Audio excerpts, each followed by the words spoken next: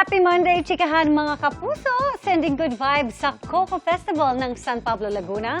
Ang cast ng upcoming Kapuso Afternoon series na Apoy sa Dugo.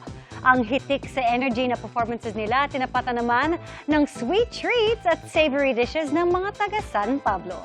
May report si Diane Localiano ng GMA Regional TV.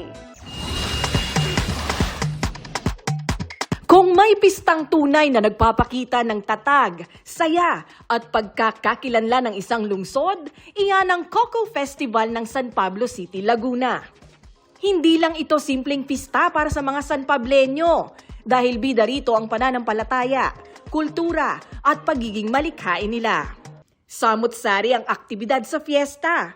Pero syempre, hindi mawawala ang food trip. From classic favorites tulad ng nilupak, sinukmani at kalamay, hanggang sa mas adventurous at unique tasting na kulawo. Isang smoky at savory dish na gawa sa talong at gata. Tinikman yan ng mga Kapuso stars. Wow! We have a winner. Bago sila magpasaya sa GMA Regional TV Kapuso Spotlight, pinahanga ni Christopher Martin ang audience sa kanyang solid vocal performance.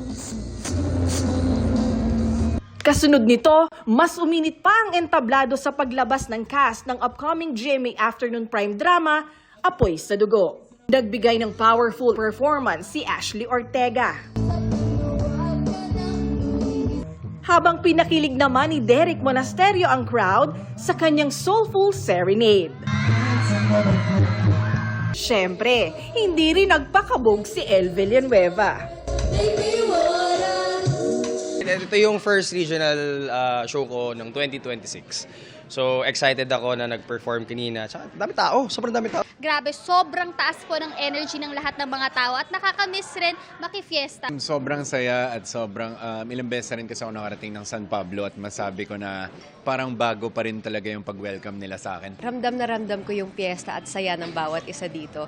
Maraming salamat po sa pag-imbita sa amin. Happy Coco Festival! Mula sa GMA Regional TV at GMA Integrated News, Diane Localiano, nakatutok 24 oras.